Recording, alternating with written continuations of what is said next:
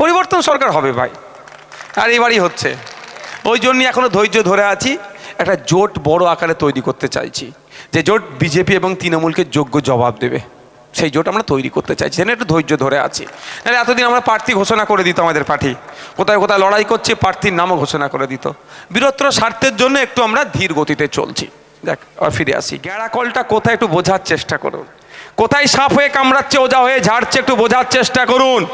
কেন আমি বলছি বিজেপি আর তৃণমূল আলাদা নয়, এটা দুটো মিলে বাংলার মানুষকে পেরেশানি করছে। এবার বুঝুন, আমি প্রশ্ন করলাম স্যারকে, অফিসারকে, যে স্যার আমি আজকে হিয়ারিংয়ে আসছি, আমি আজকেই তো জানতে পারা দরকার যে আমি কৃতকার্য হলাম না অকৃতকার্য হলাম।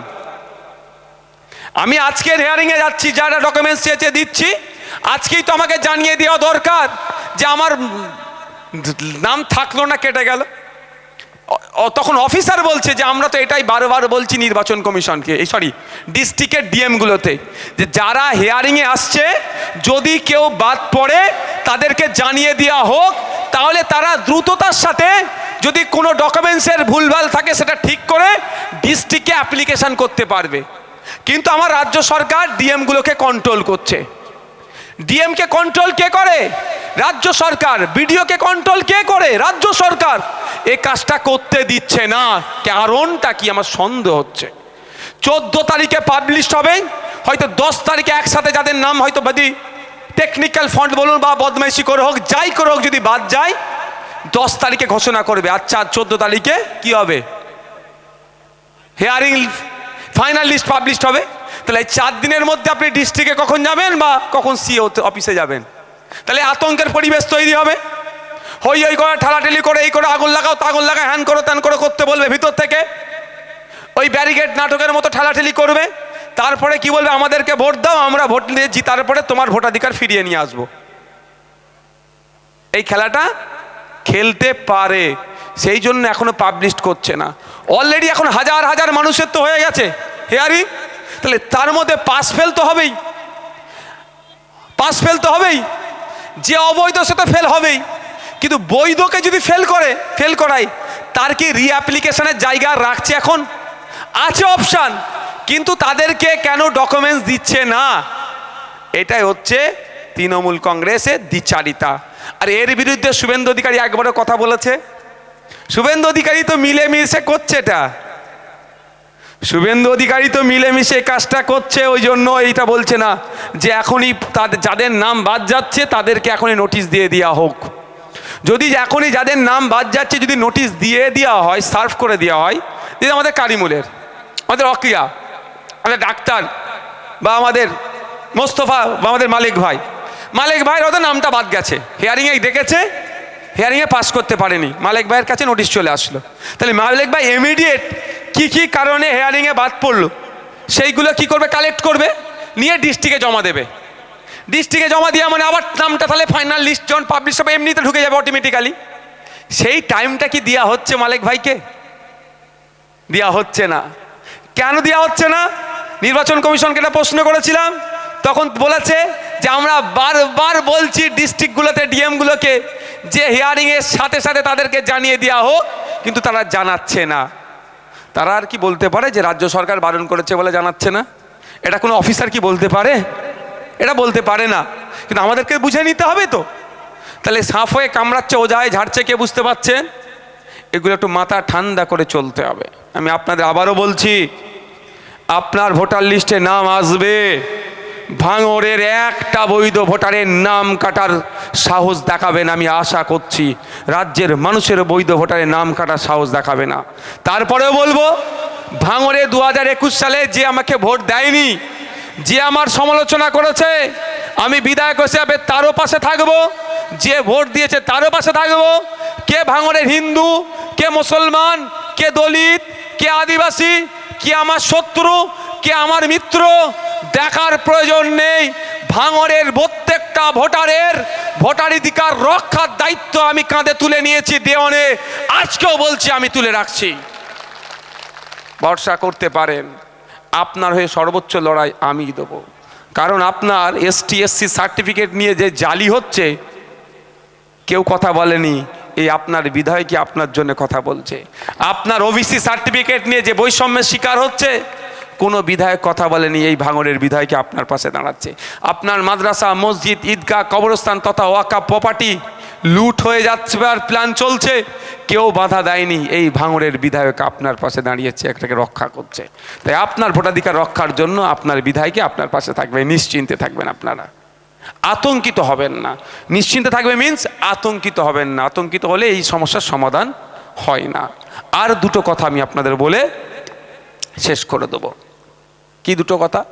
এই যে আতঙ্কের পরিবেশ, বেলুর মঠের সন্ন্যাসীদেরকেও এরা ছাড়ছে না।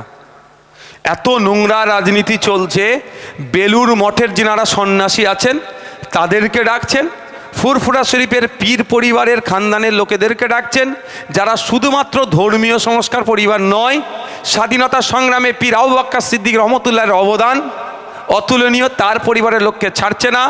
স্বাধীনতা সংগ্রামের অন্যতম প্রধান কাণ্ডারি দেশনায়ক নেতাজি সুভাষচন্দ্র বোস স্যারের পরিবারকেও এরা ছাড়ছে না। বিশ্বখ্যাত ব্যক্তি, বাঙালির গর্ব, ভারতীয়দের গর্ব, নোবেলজয়ী অমর্ত্য সেন স্যারকেও এরা ছাড়ছে না, সাধারণ মানুষকেও এরা ছাড়ছে না। তাই এই যে অন্যায় হচ্ছে, এই যে নোংরামি হচ্ছে, এই যে নিন্দাজনক কাজ হচ্ছে, এটা বন্ধের জন্য সরকারকে আমি দুটো প্রস্তাব দিয়েছিলাম। সরকারকে দুটো প্রস্তাব দিয়েছিলাম, এই দুটো প্রস্তাব কিন্তু সরকার গ্রহণ করেনি। কি কি প্রস্তাব দিয়েছিলাম আর কেন দিয়েছিলাম সেটা একটু ব্যাখ্যা করে আমি আজকে আমার বক্তব্য শেষ করব। আপনাদের শোনার এনার্জি থাকলে একটু হাত তুলে দেখান তো, আপনারা শুনতে চাইছেন? আপনারা শুনতে চাইছেন? দুটো প্রস্তাব দিয়েছিলাম। প্রথম প্রস্তাব ছিল অল পার্টি মিটিং ডাকুন। এই যে নিন্দাজনক কাজ হচ্ছে পশ্চিমবাংলায়, অহেতুক বাংলার মানুষকে হয়রানি করা হচ্ছে, এই হয়রানির শিকার হয়ে অনেকে মারা যাচ্ছে, অনেকে অসুস্থ হচ্ছে। শুধু তাই নয়, হিয়ারিং সেন্টারগুলো যে দুরবস্থা, ওখানে যারা ছোট্ট সন্তানকে নিয়ে আমার মায়েরা যাচ্ছে, ওই বাচ্চাগুলোকে ফিট করাবে তার উপযুক্ত ব্যবস্থাও নাই। সেইটা থেকে যাতে মুক্তি পাই, ওই জন্য আমাদের প্রস্তাব বুথ ভিত্তিক প্রয়োজনে হিয়ারিং সেন্টার করা হোক। যেমন বুথ ভিত্তিক আমরা ভোট দিতে যাই, বুথ ভিত্তিক হিয়ারিং সেন্টার হোক। আমি আমার বুথে গিয়েই আমি আমার রান্নাটা রেখে হিয়ারিং করে চলে আসবে। বাপ আমার মাঠে কাজ করছে, অর্ধেক কাজ করে হিয়ারিং করে চলে এসে আবার কাজ করতে পারবে। কিন্তু এখান থেকে আপনার ব্লকে যেতে গেলে 50 থেকে 60 টাকা শুধু কম করে খরচ আছে। তাও ব্যবতার 2 নম্বর 1 নম্বরের মানুষ, বামনঘাটের মানুষদের বলি, আমি প্রস্তাব দিয়েছিলাম এখান থেকে একটা কানেক্টিং বাস করা হোক, এখান থেকে কানেক্টিং হয়ে বিডিও অফিসের ওপর দিয়ে হাড়ুয়াতে মিনাখার দিকে চলে যাক, তাহলে রুটটাও বড় হবে, এখানকার মানুষরা সহজেই ব্লকে পৌঁছাতে পারবে। অনেক বাস রুটের কথা বলেছিলাম, এটাও আমার প্রস্তাব ছিল। প্রসঙ্গ আসছে বলে বলে দিলাম। এই যে হয়রানি হচ্ছে, অল পার্টি মিটিং দিয়ে একটা ডিসিশন নেওয়া যে এর বিরুদ্ধে কি অ্যাকশান নেওয়া যেতে পারে। আপনারা জানেন যেভাবে আপনার নারকীয় হত্যাকাণ্ড চালিয়েছিল আপনার পেহেলগাঁওতে, তারপরে মোদিজি কেন্দ্রীয় সরকার অল পার্টি মিটিং ডেকেছিল। কংগ্রেসের পক্ষ থেকে বলা হয়েছিল পাকিস্তানের বিরুদ্ধে যা ব্যবস্থা নেবেন সেটাকে আমরা সমর্থন করব, অর্থাৎ অল আউট ব্যবস্থাতে যান। অল পার্টি মিটিংয়ে ডিসাইড হয়েছিল। তো পশ্চিমবাংলাতে মমতা ব্যানার্জির উচিত অল পার্টি মিটিং ডাকা। এই অল পার্টি মিটিং ডাকলে কেউ যাক আর নাই যাক, বাংলার মানুষের স্বার্থে, ভাঙড়ের মানুষের স্বার্থে, অহেতুক হয়রানি আতঙ্কে নিরাসনের জন্য মমতা ব্যানার্জির পাশে বা ওই টেবিলে গিয়ে কেউ বসুক আর নাই বসুক, ভাঙড়ের বিধায়ক, ইন্ডিয়ান সেকুলার ফ্রন্টের চেয়ারম্যান বাংলার মানুষের স্বার্থের জন্য ওই টেবিলে বসবে এবং সমস্যার সমাধানের রাস্তা বাতলে আসবে। আমি বলছি, কিন্তু ডেকেছে মমতা ব্যানার্জি, কাউকে ডাকেনি। কিন্তু পেরেশানি হচ্ছে কারা? বাংলার মানুষ। দ্বিতীয় প্রস্তাব দিয়েছিলাম কি জানেন? নিন্দা প্রস্তাব পাস করানো হোক অ্যাসেম্বলি হাউসের মধ্যে। রাজ্য সরকারের ক্ষমতা আছে, বিধায়ক সংখ্যা এদের বেশি। যেভাবে অমর্ত্য সেন থেকে শুরু করে আর স্যার যারা আছেন তাদের পরিবার থেকে শুরু করে যেভাবে সাধারণ নাগরিককে হয়রানি করা হচ্ছে, এই মর্মে বিধানসভায় একটা নিন্দা প্রস্তাব পাস করানো হোক। আমি অনেক সময় বিধানসভায় ভোটাভুটিতে অংশগ্রহণ থেকে বিরত থেকেছি অনেক সময়, আর দু একটা ক্ষেত্রে শাসককে আমি ভোট দিয়েছি বাংলার মানুষের জন্য, দু একটা ক্ষেত্রে বৃহত্তর স্বার্থে বাংলার। তো আমি আজকে এখানে অদা করে যাচ্ছি, ভাঙড়ের বিধায়ক হিসাবে বলছি, নিন্দা প্রস্তাব যখনই মমতা ব্যানার্জির দল তৃণমূল কংগ্রেস তথা রাজ্য সরকার বিধানসভায় নিয়ে আসবে, আলোচনার শেষে যদি ভোটাভুটি হয়, সেই ভোটাভুটিতে বিরোধীদের পক্ষ থেকে কজন ভোট দেবে দেখার দরকার নাই। একমাত্র বিজেপি ও তৃণমূল যে আছে, আমি বিধায়ক সংযুক্ত মোর্চার আমি দায়িত্ব নিয়ে বলছি, নিন্দা প্রস্তাব এই এসআইআর এর নামে অহেতুক লজিক্যাল ডিসক্রিপেন্সির নামে যেভাবে বাংলার মানুষকে অহেতুক হয়রানি করা হচ্ছে, আতঙ্কের পরিবেশ তৈরি হচ্ছে, এটা বন্ধের জন্য পশ্চিমবাংলার বিধানসভায় যদি নিন্দা প্রস্তাব মমতা ব্যানার্জি নিয়ে আসেন, সর্বপ্রথম নিন্দা প্রস্তাবের পক্ষে আমি আমার মূল্যবান ভোটটা দেব।